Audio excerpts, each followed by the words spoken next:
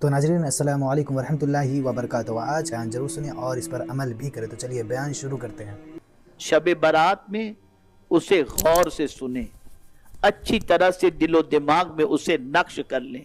رسول اعظم صلی اللہ علیہ وسلم نے فرمایا، جب شعبان کی 15ویں رات آ جائے تو تم لوگ رات میں عبادت کرو، دن میں روزہ رکھو، بے شک اللہ تعالی اس رات میں دن ڈوبنے کے وقت سے آسمانی دنیا پر تجلی رحمت کا نزول فرما کر یہ اعلان کرتا ہے۔ اب اعلان سنیں، خود میرا مولا آسمانی دنیا پر نزول اجلال فرما کر، میرا مولا غروب آفتاب سے لے کر صبح صادق تک کون پکار رہا ہے؟ ساری دنیا کا پالنے والا پکارتا ہے، ساری کائنات کا پالنہار حقیقی پکارتا ہے، وہ پکارتا ہے جس کے دست قدرت میں سب کچھ ہے۔ اور جب وہ پکارتا ہے تو ایسا نہیں کہ صرف پکارا اور اگر اس کی پکار پر کسی نے لبیک کہہ دیا تو اس لبیک کہنے والے کو محروم کر دیا جاتا ہو، نہ دیا جاتا ہو، ایسا نہیں۔ اس لیے کہ دنیا کا انسان اگر پکارے بھئی کل کھانے کے لیے آ جانا، نہ دیا جاتا ہو، ایسا نہیں۔ اس لیے کہ دنیا کا انسان اگر پکارے بھئی کل کھانے کے لیے آ جانا، تو اگر بھیڑ زیادہ لگ گئی تو کھانا ختم ہو جاتا ہے، بھئی جاؤ اب تو میرے پاس نہیں ہے۔ لیکن میرے رب نے جب کہہ دیا، پکارا اس نے دعوت دی، تو آپ جانتے ہیں اے رسول اعظم صلی اللہ علیہ وسلم کے دیوانوں، اس کے پاس کسی ایک چیز کا خزانہ نہیں ہے، بلکہ وہ فرماتا ہے وَإِن مِّن شَيْءٍ إِلَّا عِندَنَا خَزَائِنُ، ہر چیز کا خزانہ اللہ کے پاس موجود ہے۔ اس لیے جس چیز کے لیے وہ کہتا ہے اور پکارتا ہے، وہ چیز اگر کوئی اس سے طلب کرے تو طلب کرنے والے ساری کائنات بھی ہو تو میرا مولا سب کی جھولیوں کو بھر دیا کرتا ہے۔ اب یہ کب سے کب تک؟ غروب آفتاب سے لے کر صبح صادق تک، یعنی سحری کے وقت کے ختم ہونے تک میرا مولا خود پکارتا ہے۔ قربان جائیے، کیا پکارتا ہے؟ اور پہلی پکار کس چیز کی ہوتی ہے؟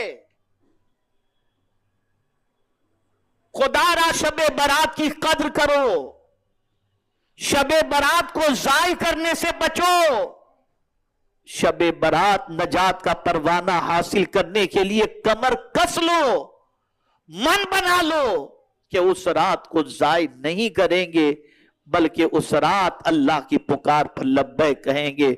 اور کیا اعلان کرتا ہے؟ خدا کی قسم اگر اس اعلان کو ہم سمجھ لیں تو میں سمجھتا ہوں کہ اس پر لبیک کہنے کے لیے ہر بندہ اپنا ایک ایک لمحہ اس وقت قربان کرنے کے لیے تیار ہو جائے۔ پہلی پکار، الا من مستغفر فاغفر له، پہلی پکار ہے کوئی مجھ سے بخشش مانگنے والا کہ میں اس کو بخش دوں؟ یہ اللہ فرماتا ہے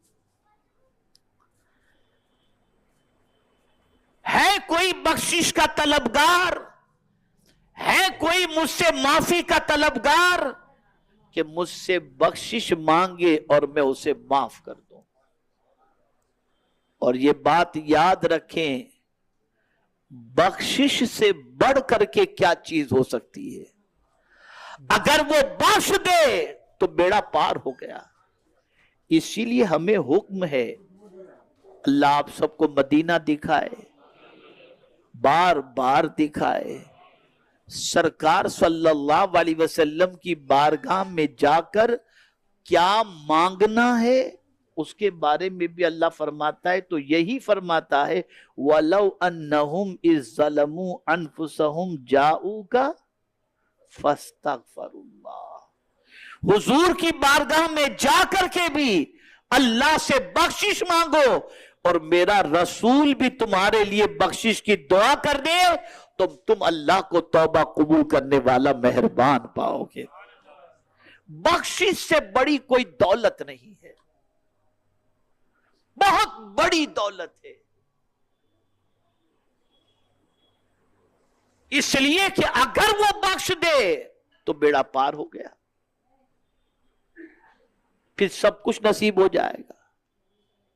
میں نے کل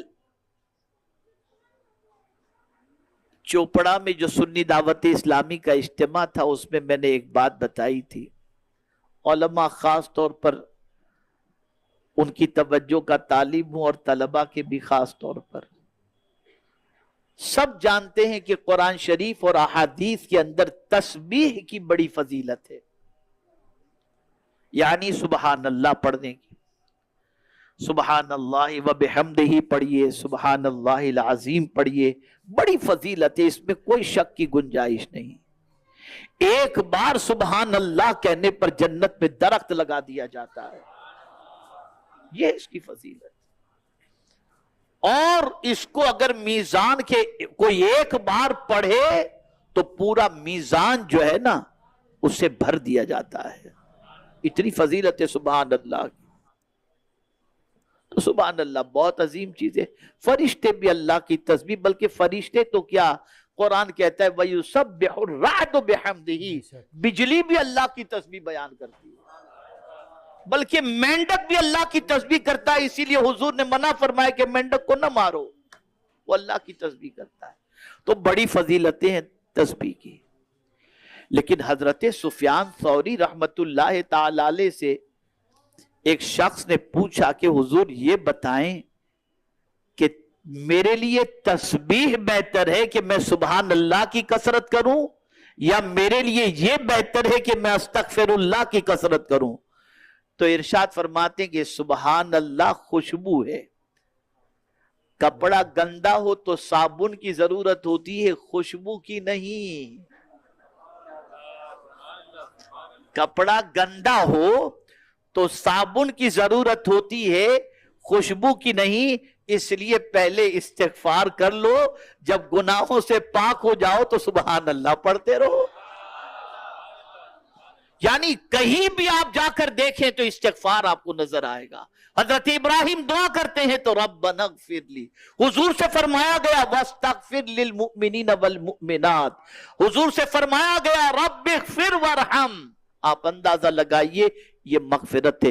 اللہ جانتا ہے کہ مغفرت کتنی عظیم چیز ہے تو اپنے بندے ہی سے کہتا ہے الا من مستغفر فاغفر له، ہے کوئی مجھ سے بخشش مانگنے والا کہ میں اس کو معاف کر دوں؟ اب یہ ہو ہی نہیں سکتا کہ مولا وعدہ خلافی فرمائے. تو اس رات خوب اللہ سے بخشش کی بھیک مانگو، مغفرت کی بھیک مانگو، استغفار کی کثرت کرو، بلکہ اس سے پہلے ہی سے اللہ کی بارگاہ میں مغفرت کی بھیک مانگنے کے لیے تیار ہو جاؤ اور عادت بنا لو استغفار کی. اس لیے کہ اللہ والوں کی ایک عادت یہ بھی ہے وَبِالْأَسْحَارِ هُمْ يَسْتَغْفِرُونَ، وہ سحری کے وقت یعنی رات کے آخری پہر کے اندر جو دعا کی قبولیت کا وقت ہوتا ہے اس میں اللہ عز و جل سے مغفرت مانگا کرتے ہیں. اور ایک بات بتا دوں، چلیے بڑی پتے کی بات یاد آ گئی. اگر کبھی آپ کی طبیعت بہت زیادہ خراب ہو نا، دو چیزوں کی کثرت کیجئے، انشاءاللہ کافی طبیعت کے اندر سکون مل جائے گا. ایک ہے درود شریف، دوسرا ہے استغفار. کہ دونوں کو لازم پکڑ لیجئے، کیونکہ کوئی تکلیف بھی گناہ کے بغیر نہیں آتی،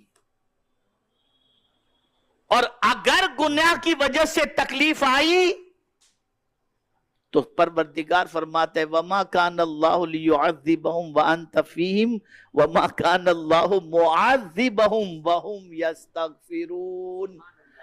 اللہ اس بندے کو عذاب کیسے دے کہ میرے محبوب تم ان میں ہو، اور اس کو کیسے عذاب دے جو مجھ سے مغفرت طلب کر رہا ہو. ادھر تھوڑی دیر آپ استغفار کریں گے اور درود شریف پڑھیں گے، آپ کی طبیعت کسی حد تک بحال ہونی شروع ہو جائے گی انشاءاللہ۔ بہت بڑی طاقت ہے استغفار کے اندر۔ خیر یہ ایک الگ موضوع ہے، پھر کبھی اس پر انشاءاللہ۔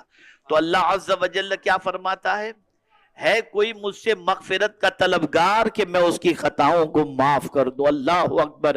ذرا دامن پر نگاہ ڈال کر کے دیکھیں کہ کتنا دامن گناہوں سے آلودہ ہے۔ تو اس رات سب سے زیادہ جس چیز کی فکر کرنی ہے وہ استغفار کی، مغفرت کی فکر کرنی ہے۔ پھر کیا فرماتا ہے؟ الا مسترزق فارزقہ، ہے کوئی رزق طلب کرنے والا کہ میں اسے روزی عطا کروں۔ یہ اللہ فرماتا ہے۔ ایسا نہیں کہ سب مل کر روزی مانگیں تو اس کا خزانہ ختم ہو جائے، نہیں، اس کے پاس اتنا ہے کہ وہ ہمیشہ سے پال رہا ہے اور ہمیشہ تک پالتا رہے گا، اس کے خزانے میں کوئی کمی نہیں۔ تیسری چیز وہ فرماتا ہے الا مبتلن فاعافی، ہے کوئی پریشانی میں گرفتار کہ مجھ سے عافیت مانگے اور میں اسے عافیت عطا کر دوں۔ عافیت بہت بڑی دولت ہے، اللہ سے عافیت کا سوال کیا کرو۔